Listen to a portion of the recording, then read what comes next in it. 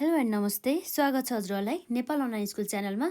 आज हामी BBA second इयरको marketing पढ्न जाँदैछ है, जसमा चाहिँ हामी आज च्याप्टर 1 मार्केटिङ पढ्छौँ र हामीले यसभन्दा अघिका क्लासेसहरूमा मार्केटिङको डेफिनेसनका साथै हामीले मोडर्न मार्केटिङको कन्सेप्ट र साथै हामीले मार्केटिङ मिसको बारेमा पनि कुरा गरिसकेका छौँ है त।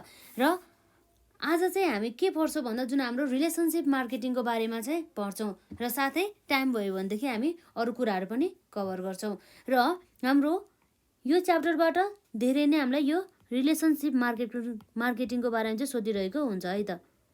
के छ भन्दा हाम्रो रिलेसनसिप मार्केटिङ भनेर है। रिलेसनसिप मार्केटिङ भनेको के हो भन्दा जस्तै अब कुनै पनि अर्गनाइजेसनले अब वस्तु उत्पादन गर्ने जस्ट सेल मात्रै गर्ने त्यति गरेर मात्रै भएन नि त। उसले अब सेल गर्ने भनिसकेपछि अब उसले त्यसको लागि त अब उसले आफ्नो सम्बन्धहरू है एउटा आफ्नो बोन्डिङहरू त क्रिएट गर्दै जानु पर्यो है। त्यस्तो अवस्थामा चाहिँ यो रिलेसनसिप मार्केटिङ चाहिँ एकदमै आवश्यक पर्ने गर्दछ। Relationship marketing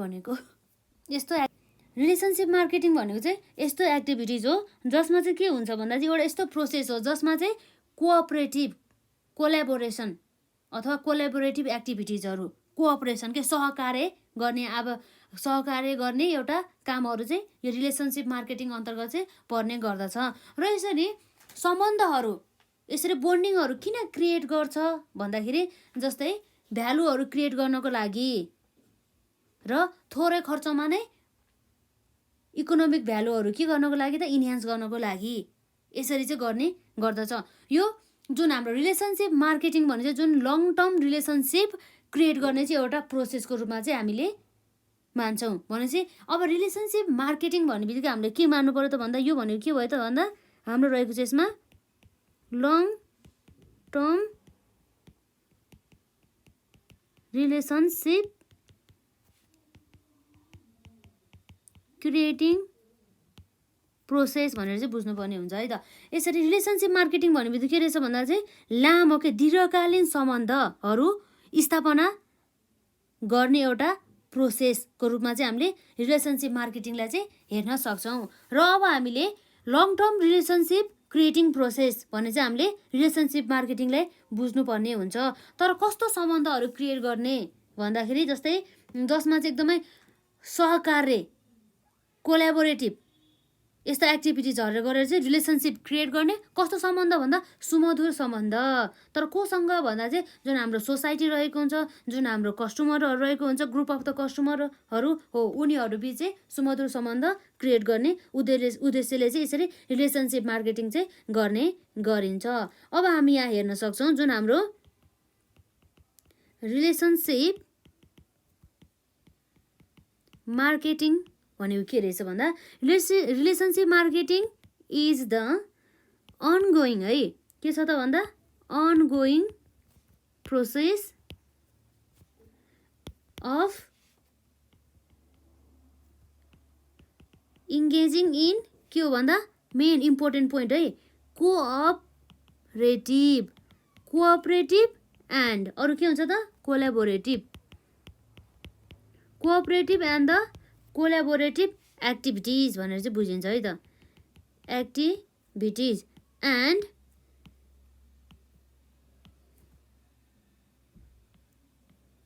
and programming with immediate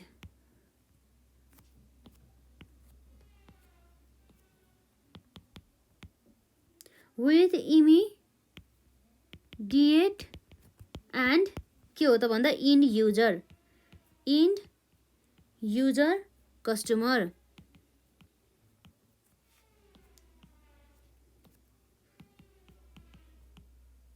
end user customers to के को लागि भन्दा to create or enhance mutual economic value at reduce cost भन्ने कुरा भयो है त यसमा। र यसलाई एकचोटि हेरौँ हाम्रो यसमा जुन हाम्रो रिलेसनसिप मार्केटिङ भने चाहिँ के रहेछ भन्दा यो भनेको एउटा लङ टर्म रिलेसनसिप क्रिएटिङ एउटा प्रोसेस हो है। र relationship marketing is the ongoing process of engaging in cooperative and collaborative activities and programming with immediate and end-user customers to create or enhance mutual economic value at reduce cost भन्ने कुरा भयो है त। र यसपछि हाम्रो यसैसँग हामीलाई अरू के सोध्छ भन्दाखेरि जुन process of building the relationship with the customer, कसरी चाहिँ अब रिलेसनसिप चाहिँ हामीले क्रिएट गर्न सक्छौँ त कस्टमरहरूसँग भन्ने कुरा चाहिँ रहेको छ है त। र यसरी रिलेसनसिप क्रिएट गर्नुको चाहिँ मेन उद्देश्य भनेको के हो भन्दाखेरि जुन कस्टमरहरूको चाहिँ पुरै उनीहरूको नेचरदेखि लिएर उनीहरूको इच्छा चाहनाहरू सबै थाहा पाउने र यसरी थाहा पाइसकेपछि उनीहरूको चाहिँ के छ भन्दा उनीहरूको इच्छा चाहना अनुसारको नै वस्तु तथा सेवाहरू उत्पादन गर्ने र यसरी उत्पादन गरेको वस्तुहरू उनीहरूलाई डिस्ट्रिब्युट गर्ने उद्देश्यले चाहिँ राखिएको हुन्छ। यसरी मेन कुनै पनि बिजनेस सक्सेस हुनको लागि यदि कस्टमरसँग रिलेसनसिप राम्रो छ र बोन्डिङ एकदमै राम्रो छ भनेदेखि त्यस्तो अवस्थामा के हुन्छ भन्दा कुनै पनि बिजनेस अर्गनाइजेसनले चाहिँ आफ्नो उद्देश्य चाहिँ सहजै चाहिँ हासिल गर्न सकिन्छ। र यस्तो अर्गनाइजेसन जसले कस्टमरहरूसँग चाहिँ राम्रो सुमधुर सम्बन्ध चाहिँ क्रिएट गर्न सक्दैन भनेदेखि त्यस्तो अवस्थामा के हुने भयो त भन्दा त्यो अर्गनाइजेसन चाहिँ मार्केटमा आफ्नो उद्देश्यमा सफल हुन चाहिँ एकदमै कठिन चाहिँ हुन सकिन्छ। र अब हामीले एकचोटि अब यहाँ हेरौँ process of the building the relationship with the customer. कस्तो कस्तो प्रोसेसहरू चाहिँ हामीले अपनाउनु पर्ने रहेछ त यसरी कुनै पनि कस्टमरहरूसँग चाहिँ एउटा सम्बन्ध अथवा रिलेसनसिपहरू चाहिँ क्रिएट गर्नको लागि भन्ने कुरा चाहिँ हामी यहाँ हेर्छौँ। Process of building relationship with customers कसरी भन्दा सुरुमा हामीले यो भनेको त अब रिलेसनसिप मार्केटिङमा हाम्रो के हो त भन्दा लङ टर्म प्रोसेस हो भन्ने कुरा थाहा छ है। यसमा हाम्रो सुरुमा चाहिँ के हुनुपर्छ एउटा सस्पेक्टको कुरा आउँछ के सस्पेक्ट भनेको के हो भन्दाखेरि एक्ज्याक्ट यसको मिनिङ भनेको चाहिँ यसलाई एउटा हेभ एन आइडिया अथवा इम्प्रेसन अफ एक्जिस्टेन्स समथिङ चाहिँ केही छ है एउटा चाहिँ एक्जिस्टेन्स छ है भन्ने कुरा चाहिँ यो सस्पेक्टले चाहिँ गर्ने गर्दछ। र यो रिलेसनसिप मार्केटिङ चाहिँ जहिले पनि स्टार्ट कहाँबाट हुन्छ भन्दा एउटा कुनै पनि एउटा आइडेन्टिटी अर्थात् परिचयबाट चाहिँ स्टार्ट हुने गर्दछ।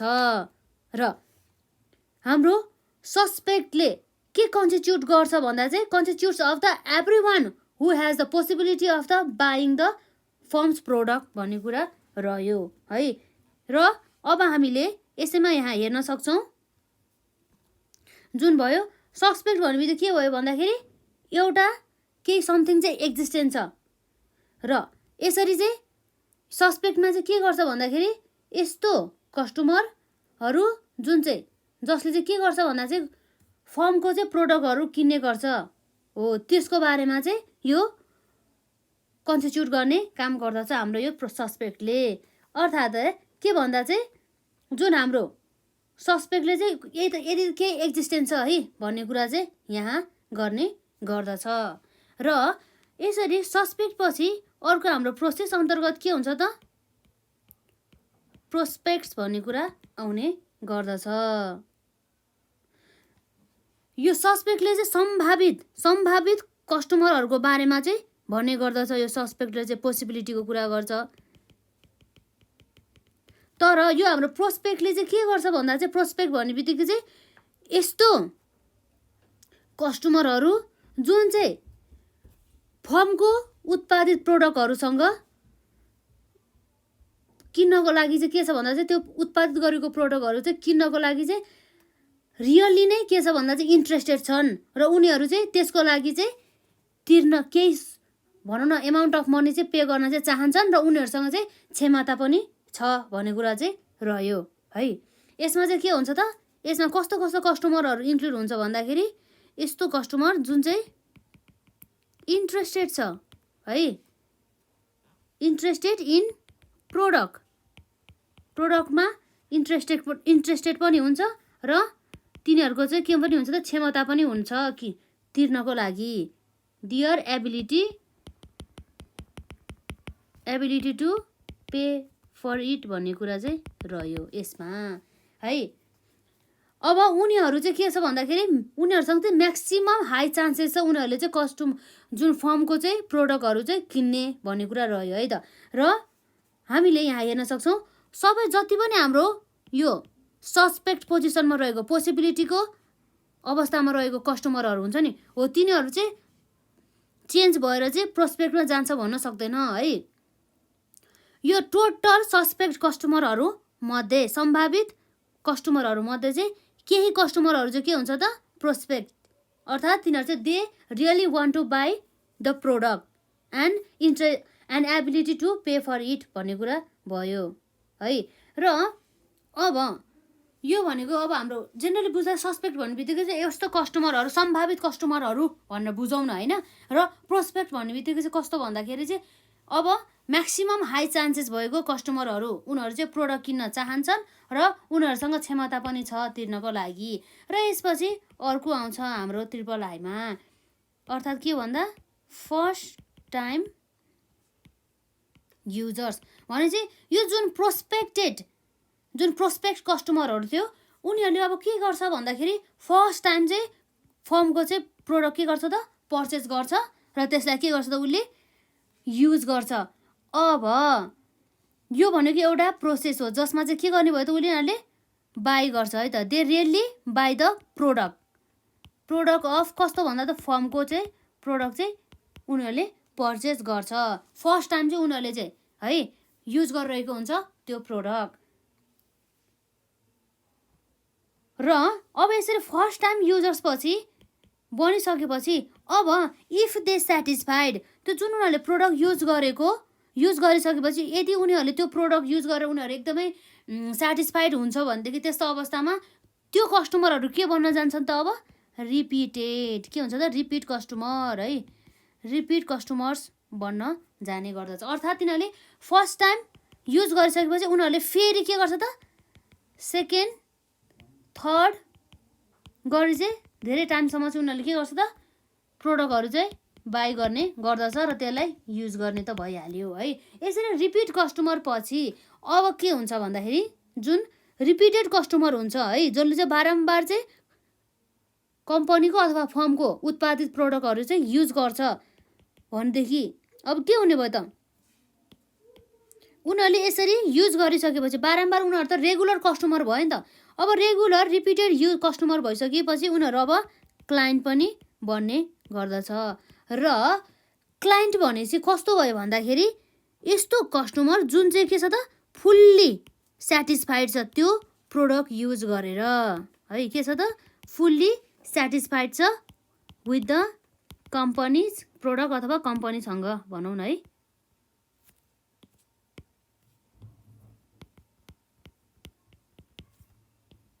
कम्पनी एन्ड इट्स प्रोडक्ट भन्ने कुरा भयो। र त्यसपछि यसरी फुल्ली सेटिस्फाइड भएको कस्टमरहरू अब के बन्ने भयो त क्लाइन्ट बन्ने भयो है त। यसरी उनीहरू चाहिँ रेगुलर कस्टमर हुन्छ कि उनीहरूले चाहिँ के हुन्छ भन्दाखेरि उनीहरूको चाहिँ जतिखेर पनि उनीहरूलाई आवश्यक पर्छ नि डाइरेक्टली चाहिँ यही कम्पनीबाट चाहिँ उनीहरूले के गर्छ त यही प्रोडक्ट चाहिँ किन्ने गर्दछ। त्यस्तो कस्टमरहरूलाई अथवा हामी के भन्छौँ त क्लाइन्ट भन्छौँ। र अब क्लाइन्ट पनि बनिसकेपछि अब क्लाइन्ट पछि हाम्रो अर्को स्टेप आउन सक्छ मेम्बर्स कतिखेर बन्छ भन्दा जुन चाहिँ मेम्बरसिप जोइन गरिसकेपछि पाउने बेनिफिटहरू हुन्छ नि हो त्यो बेनिफिटहरू पाउन इच्छुक क्लाइन्टहरूलाई हामी के भन्छौँ त मेम्बर्स भन्छौँ। भनेपछि हाम्रो के रहेछ members are those groups of के हो त दोज ग्रुप अफ क्लाइन्ट जसले के गर्छ भन्दा हु जोइन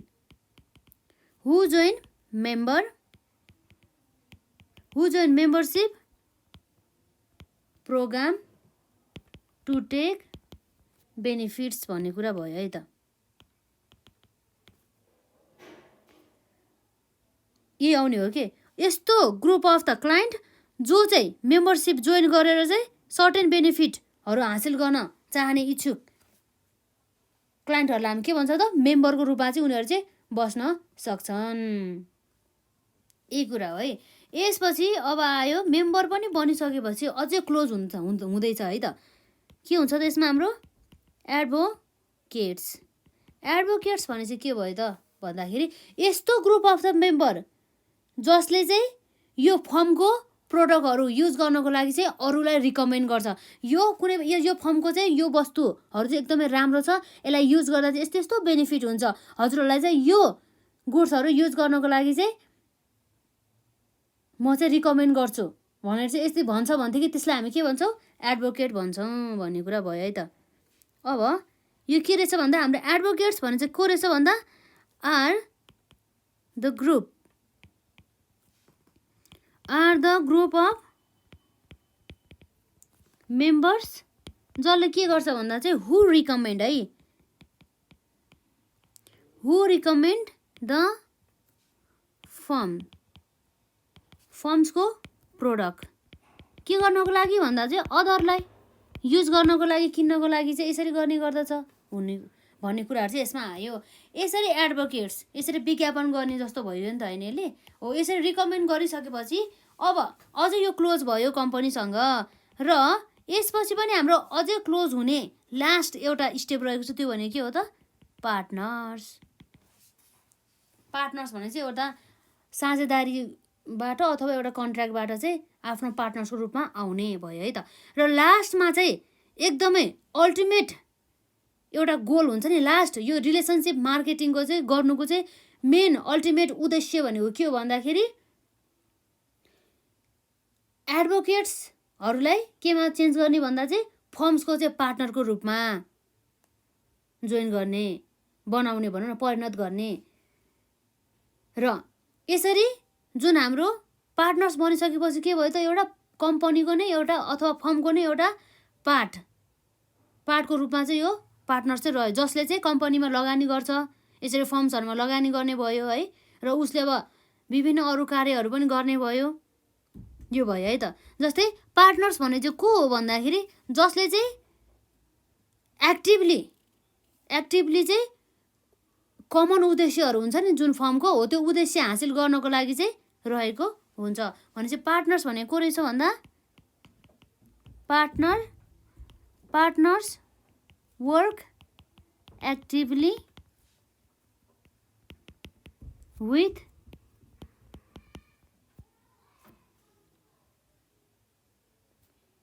मार्कर फर के को लागि भन्दा कमन गोलको लागि। र यति चाहिँ हाम्रो यति कुराहरू चाहिँ मेन पोइन्टहरू है त। मैले त्यसै कारण छोटो लेखिदिएँ यसमा। र भने चाहिँ अब यसरी चाहिँ रिलेसनसिप चाहिँ बिल्डिङ गर्ने रहेछ। सुरुमा सस्पेक्ट भने चाहिँ कस्तो कुरा भयो भन्दाखेरि सम्भावित हुन सक्ने एक्जिस्टेन्सहरू भएको कस्टमरहरू हुन सकिन्छ नि त। अब हामीलाई को इच्छुक छ अनि कम्पनीको उयोहरू किन्नको लागि वस्तु तथा सेवाहरू किन्नको लागि को कम्पनीसँग चाहिँ जोड्न चाहन्छन् भनेर चाहिँ सम्भावित हामीले हेर्न मात्रै सक्छ नि त। तर हामीले एक्ज्याक्टली अनि उनीहरू इच्छुक छ कि छैन भन्ने हामीलाई थाहा हुँदैन हो। यो चाहिँ एउटा पहिलो स्टेप भयो।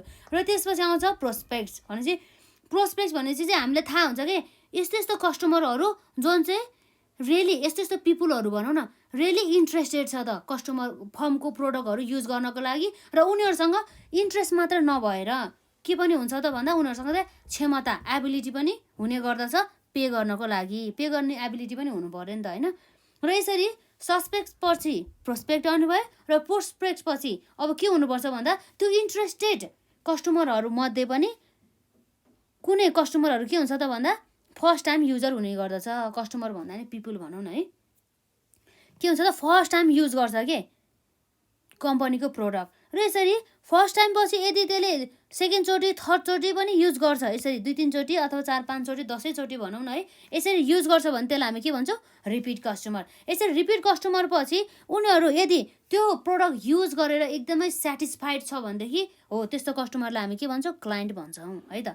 यसरी क्लाइन्ट पछि उनीहरू चाहिँ एउटा मेम्बरसिप जोइन गरेर चाहिँ सर्टेन फर्महरूले दिने एडभान्टेजहरू अथवा बेनिफिट्सहरू पाउन चाहन्छन् भने त्यसलाई हामी के भन्छौँ त मेम्बर भन्छौँ है त। र यसपछि अर्को आउँछ यस्तो मेम्बर जसले चाहिँ अरूलाई पनि यो सामानहरू युज गर्नको लागि कम्पनीको बारेमा यदि रिकमेन्ड गर्छ भनेदेखि त्यस्तो अवस्थामा हामीले के भन्छौँ यसलाई एडभोकेट भन्छौँ। र यसपछि अरू के भयो त यस्तो एडभोकेटहरू जो चाहिँ कम्पनीमा नै एक्टिभली चाहिँ काम गर्न चाहन्छन् र कम्पनीको चाहिँ कमन उद्देश्य हासिल गर्न चाहनेहरू व्यक्तिलाई हामी के भन्छौँ पार्टनर्स। यसरी एडभोकेटहरू के हुन पुग्यो त पार्टनर्स। यो भनेको हाम्रो अल्टिमेट रिजल्ट अफ द के हो त रिलेसनसिप मार्केटिङको यसरी आउने रहेछ है। मैले चाहिँ अहिले चाहिँ यसमा यति नै पढाएँ है। हजुरहरूले चाहिँ यसभन्दा अगाडिका पार्टहरू हेर्नु भएको छैन भनेदेखि हेर्नु होला है। आजलाई चाहिँ यति नै गरौँ।